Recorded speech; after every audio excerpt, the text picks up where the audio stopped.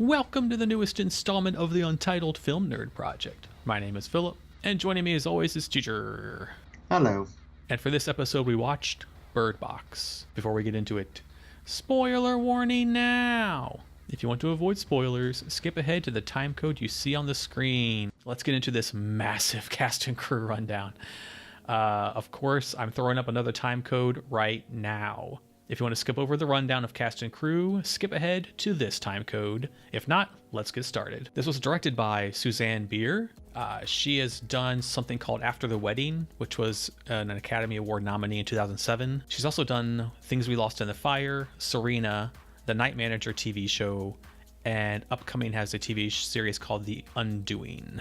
AKA, I have no idea what else she's done, but I thought I would mention it for our listeners. The screenplay was by Eric Heiserer. He only has 11 credits, but those include the Nightmare on Elm Street reboot, which was his first official movie. He's also written Final Destination 5, The Thing, Lights Out, Arrival, Extinction, and upcoming he has Bloodshot and Van Helsing. This is based on the novel by Josh Malerman. A few of his other things have been adapted into shorts, like Dr. Paradise, The Listing, and King Ripple, but I don't know any of those. Now onto the cast. Mallory was Sandra Bullock. She's been in Ocean's 8, Gravity, which is an awesome movie, The Proposal, Premonition, The Lake House, Miss Congeniality series, etc., etc., etc., etc. She is, pretty much without introduction. Tom was Trevante Rhodes. He has been in Moonlight and The Predator. Douglas was another, needs no introduction, but it was John Malkovich.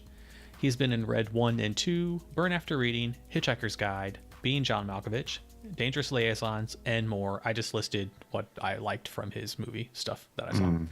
He's been in a lot of stuff. Jessica was one of our favorite actresses, Sarah Paulson. She was in American Crime Story TV show. Of course, she's most well known for probably for American Horror Story as multiple characters. She's also been in Ocean's 8, 12 Years a Slave, Mud, etc., etc. Greg was B.D. Wong, who I was super excited to see because I've always had kind of a small little thing for B.D. Wong. He's been in Jurassic Park, Jurassic World. He was also in American Horror Story. He was in Gotham as Hugo Strange, and I first took a shine to him from Oz back in the day. He also got his big start in M. Butterfly. Felix was Machine Gun Kelly. As an actor, he has been in SLC Punk 2, and he was in the movie Nerve as Ty. Lucy was Rosa Salazar. She's been in the Maze Runner series as Brenda, which was kind of funny then. The dig from the guy in the movie about the maze and the kids, the end of the world. I thought that was funny. And she is going to be in Alita Battle Angel as Alita. Cheryl, the older lady, was Jackie Weaver. She has been in The Voices. She was in Stoker as Gwendolyn Stoker. Been in The Disaster Artist, among many other things. Olympia was Danielle McDonald. She's been in Lady Bird, Skin, and other things. Charlie was Lil Rel Howery, and I knew I recognized him. We know him from Get Out. Okay. He was the TSA agent that was making all the jokes. Rod Williams. He's also been in Tag. He's most known as a comedian, though, and he's done a lot of comedy stuff and even has his own comedy show called Rel. Gary was Tom Hollander. He's been in Mowgli, Bohemian Rhapsody, A Private War, also in the Night Manager TV series, and he had an uncredited role in Byzantium as Kevin Minton, among many other things. Rick was one of my favorite actors, Pruitt Taylor Vince. He was in Stranger Things as Ray. We saw him a while back in Devil's Candy. He's been in Constantine, Identity, etc., etc. He is a very unique actor, and I really like him, even though he was only in this for a short time. Dr. Latham was Parminder Nagra. She's been in Agents of S.H.I.E.L.D. as Senator Ellen Nadir. She is most known for ER as Neela Razgotra. She was also in Ella Enchanted, Bend It Like Beckham, etc., etc. Boy was Julian Edwards. Only has 8 credits, an uncredited role in Ready Player One, and was in 1 episode of Runaways. And then Girl was Vivian Lyra Blair. Only has 3 credits, something called Band-Aid, and a TV series called Waco. And one thing to add, music was done by Trent Reznor and Atticus Ross. Ooh. Yeah, Atticus Ross won an Academy Award for Best Score for The Social Network in 2010. So kind of a cool collaboration there. And that's all for cast and crew. Is there anyone else? No. Okay. Good Lord. All right. Let's get into our initial thoughts. This movie is, if you take 28 Days Later and The Purge and Cell and A Quiet Place and put them in a blender, You get this movie. My combination of movies, because I was also thinking the same thing, was The Happening, Pontypool meets In the Mouth of Madness. I had The Happening written down too. I forgot to say it. Yes, also that. with the wind. This was so damn enjoyable. Yes, it was. Really good job on the storytelling. Mm-hmm. And yeah, I did not feel that time go by. No, me either. Yeah, it was like almost 2 hours long. Mm-hmm. They paced it really well. Yes. Between the present and the flashbacks to tell the story. And I really enjoyed that method of storytelling. Mm-hmm. Yeah. It very much worked for this. Oh, yeah. Definitely. Yeah, I think everything else is breakdowns for me. Like, I really enjoyed it. So. Yeah, same. Not like else I can say that without going into the specifics. So you want to go into breakdowns? Yes. All right. What was your favorite scene? Mine is a couple. Okay. And this one was difficult for me to put it in this or put it in holy shit moment. Mm-hmm. But I think it fits more in this. The Burning Woman. Okay, yeah. That was just, wow. Mm-hmm. That entire intro. Yes. Once the shit hit the fan, the shit really hit the fan. Mm-hmm. That's where I got the cell from. Yeah. I appreciated that there was no backstory for Mallory. Mm-hmm. You know, they constantly alluded to her upbringing, but that's all that it was just alluding. Yeah, no flashbacks to the horse farm. Mm-hmm. Yes. I thought it was also cool that whatever the entities were, they had that type of influence over insane people. Mm-hmm. Yep. And I really liked that ending. Yeah, that was a good ending. Yeah, normally I'm usually kind of indifferent in things like this, but I really wanted them to succeed. Mm-hmm. I was like, no, put your blindfold back on. No, girl, no. Girl, no. Was there? I don't want to interrupt you. Was there anything else? No, that is all of mine. What are Okay. yours? Mine is also the intro from when Sarah Paulson says, "Oh my God, what the fuck is that?" I was like, "Ooh," and then she kills herself. But that whole intro was just fantastic. Well done.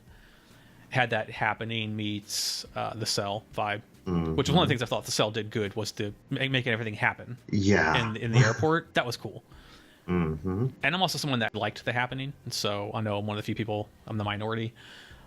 This to me was like the Happening too. Actually, I wrote in my notes. Actually, I said this is the remake the Happening deserved. Yes. Yes. I love that intro so much, but I love the scene right before they hit the rapids when she's trying to make the decision who's going to look.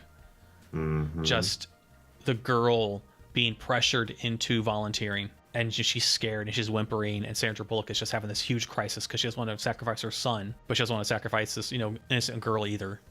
Mm-hmm. I just thought it was such a powerful scene. I was just like, Yeah. I was like, don't kill the little girl. Damn you. Those were the two that really stuck out to me, but there's just so much in this movie that's really good. Mm-hmm. But those are the two that really, I guess, if I had to pick any, those would be the ones. All right, let's have fun with this one. What were your holy shit moments? Again, I'm going to reference just the entire beginning. Mm-hmm. Like, it was holy shit, holy shit, holy shit. How everything played out once it was revealed that the dude that they let in the house was crazy. Yes, I forgot to mention that. And Yeah. it was, again, just holy shit, holy shit. Yeah. Oh, yeah. And then just the fact that for 5 years these two kids were named boy and girl. Yeah. I was like, this had to have been like a weird world to be born into. Yeah. Imagine being a kid and then that's your upbringing. Mm-hmm. From ice cold mom to named boy and girl. And you're stuck in a house for 5 years. I did like, though, that they kept her kind of standoffish nature, her inability to connect with other people. Mm-hmm. I was glad that it really kind of stayed throughout. She had a bond with Tom there, but she really wasn't connecting with the kids. So, and she alluded that she wouldn't pretty much in the beginning too, when she was talking about like it was a thing. So I like that they kept that common thread, so to speak, throughout. And yours? Some of John Malkovich's lines were like, ooh. Like when they come back from the food run and they go, "Where's Charlie?" And he says, "Another novel I don't have to read." I was like, dude, ouch, shit, dude. I thought holy shit when Lily and Felix stole the car. Mm-hmm. Another holy shit was when the boy I think it was Boy, fell on the water when they ran into the thing and he got dumped over. Yep. And they lost all their supplies. I was like, oh my god.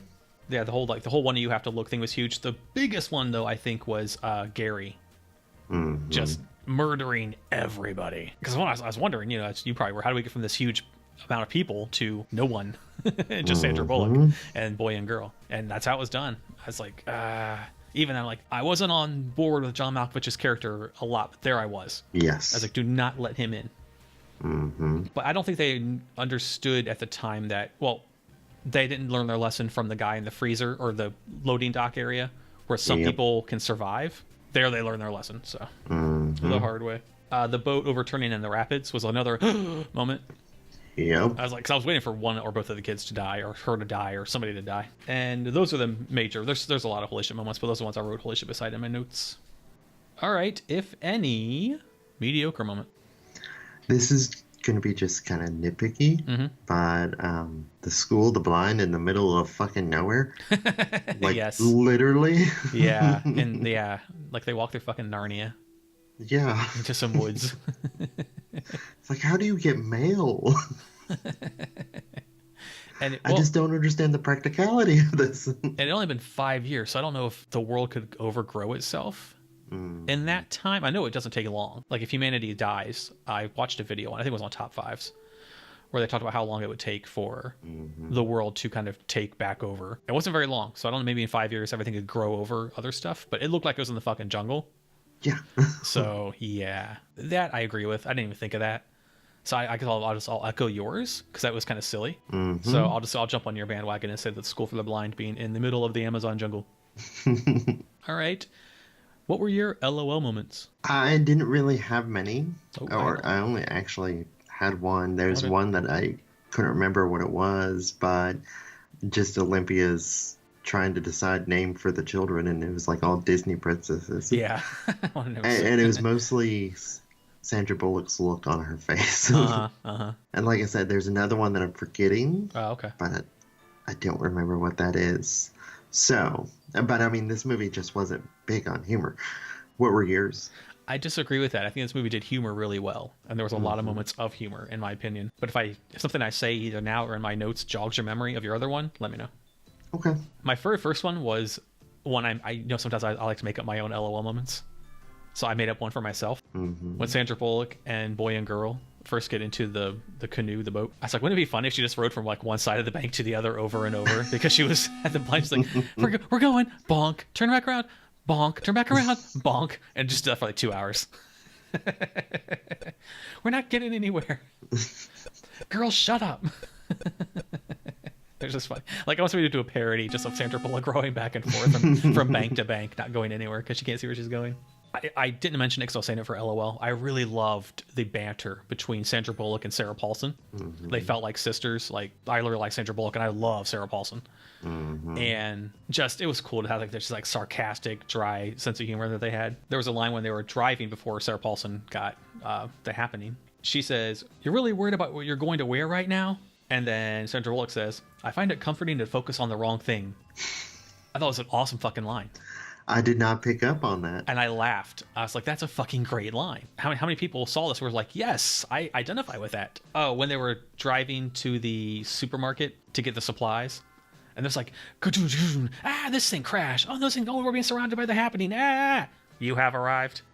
I fucking lost it. I was like, that's such good timing on that. It was well done. And then when Tom and Mallory are kind of, flirty in the supermarket, he says, "We could have met some other way." She says, "Sure, I could have been your babysitter." I was like, ooh. That was the one. Yay, I did it. Yeah, that was it. Success. I think it was when Tom says to both Olympia and Mallory, "You two are doing great." They both go, "Oh, shut up," when they're both giving birth at the same time. Which was kind of another holy shit moment, actually. Yeah. Them both went into labor at the same time. I was like, whoa, damn. And those are all I have written down for LOL moments on my end. Anything else I'd like to add? You want to go to my notes? Notes is fine. Phillips notes. Covered quite a few of them. I said, yay, BD Wong, because I really like BD Wong. And I really liked that BD Wong was gay in this too, because he's actually a gay man in real life. Awesome. When John Malkovich says to him, "You and your husband are good people," very cool. We have some representation, and it's not hackneyed or fucking forced. But then I thought about it. The representation in this movie was fucking cool, because we had not just one African American. We had two.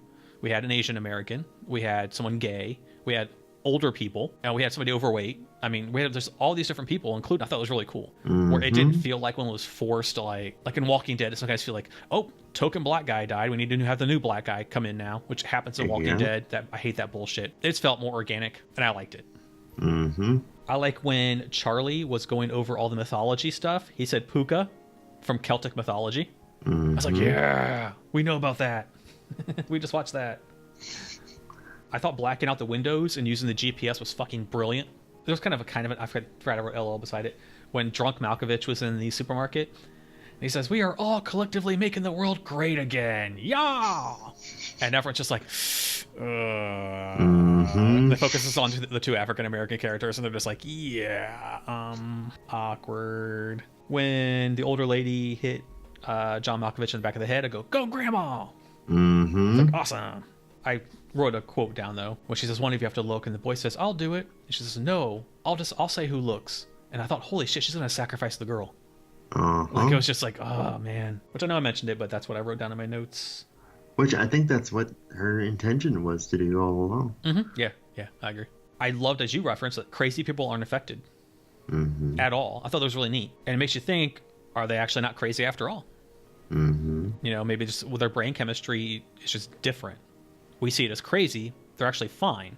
So the quote-unquote normal people are the ones that are going crazy, and the crazy people are fine. I like that dichotomy. I thought it was really fucking cool. I noticed that 5 years later, Tom still looks really buff. So I'm glad that he still had time to work out during the apocalypse. Yes. That could have been my mediocre moment there. I'll retroactively say that. And we're going to work out. We're going to get your protein. Come on. And then I thought to myself, before the ending even came, I was like, what if you made yourself blind? Yeah, I kept on thinking that. Like, what if you just pour bleach in your eyes or something? You're essentially fine then. And then I was like, oh, the OBGYN is there. Okay. In any other movie, it would have been mediocre to me. Exactly. I guess it just worked here. I don't know how the fuck she got there, but she's there, and yay, I guess. So, and we get our happy ending. So those are all for my notes. All right. Anything else you'd like to add on top of that? You want to go to final thoughts? Final thoughts is good. This was actually, I had like everybody recommending it to me left and right, and yeah, this did not disappoint at all. No, it did not. This was very impressive and very enjoyable, and yeah, definitely comes with much recommendation. So yeah, if you haven't seen it, definitely go watch it. It's on Netflix right now. All right, that takes care of final thoughts. But before we go, as it pertains to Bird Box, what did we learn? I learned in the land of the blind, the one-eyed man is probably insane. Yeah, okay. Fair. I learned that I would probably survive this initially because I'm a hermit. And I don't go outside, so ha ha ha ha. And all my windows are covered by black fucking blackout curtains. And I can't remember, are you farsighted or nearsighted? One in one eye, one in the other. Okay. I guess somebody that's like really farsighted, where they're almost blind without glasses, they could probably do pretty well. Yeah. And so yeah, being a hermit pays off.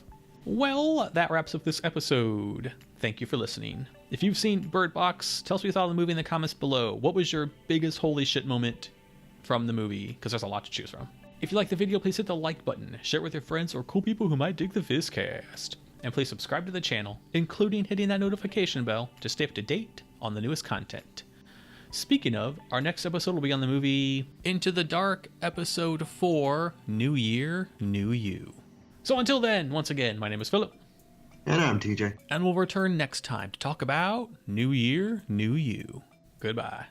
Bye.